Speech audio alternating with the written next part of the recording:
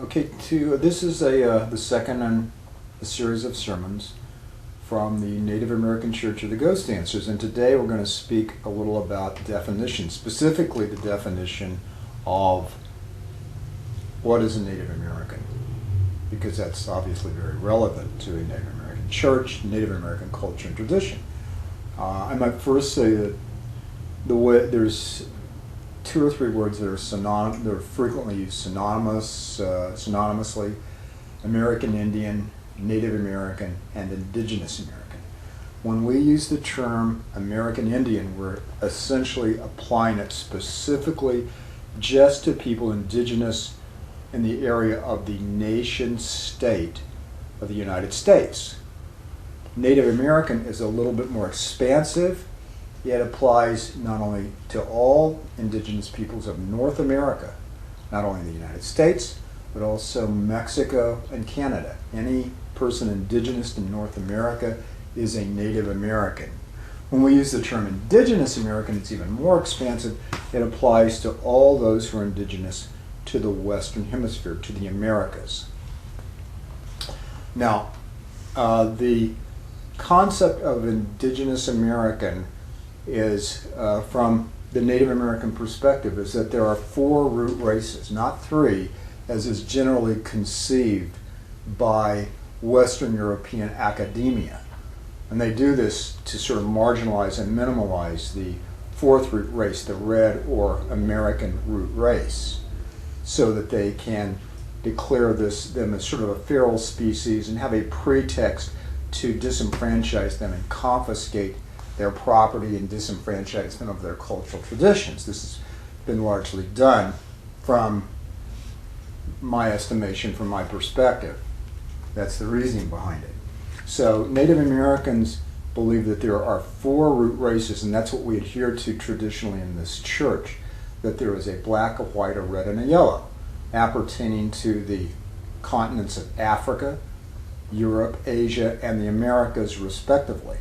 This concept of there being no people here in the Americas before the last Pleistocene, 11,500 years ago, with this ice corridor scenario of these people wandering across and people in the Americas, we disagree with. We believe they've been here for thousands upon thousands of years, maybe hundreds of thousands of years, just like they have in the Eastern Hemisphere.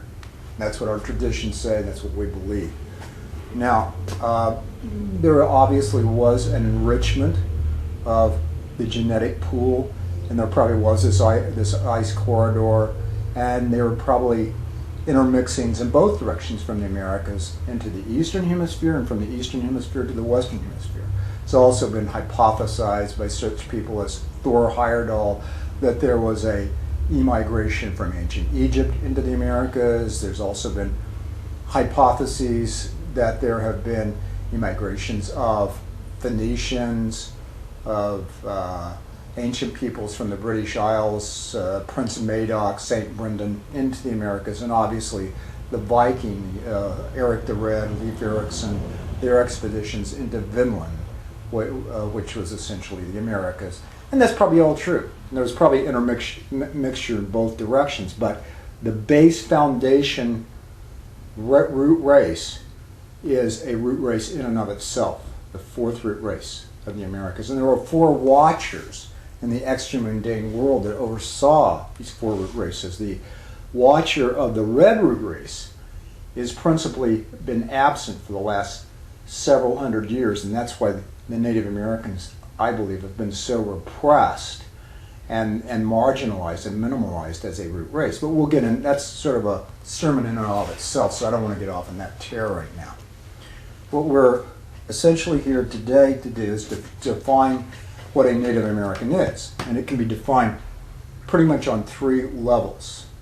The first and the strictest level of the definition is a federal appertaining to the United States, because I principally am viewing, since the church is organized and founded now at this point in the United States, we have kind of a biased perspective in that direction, but it also applies to Mexico and Canada as well.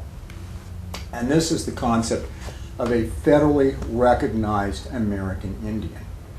A federally recognized American Indian is an indigenous person from the nation-state of the United States who is acknowledged as such by the government of the United States. They're acknowledged by the Department of Interior, Bureau of Indian Affairs of the government of the United States as being a federally recognized American Indian.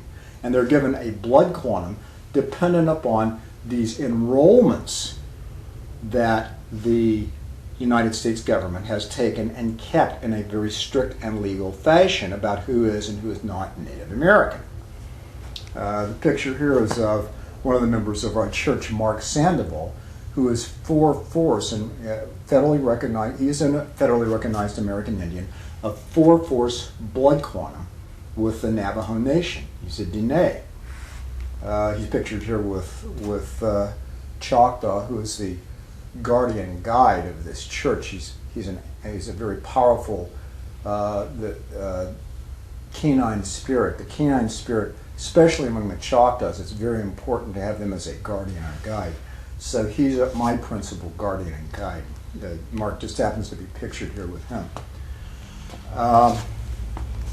When you are acknowledged as a federally recognized American Indian, you're issued a CDIB card. I am also a federally recognized American Indian, and this is my CDIB card. It's issued by the United States Department of the Interior, Bureau of Indian Affairs, and you're given a blood quantum number.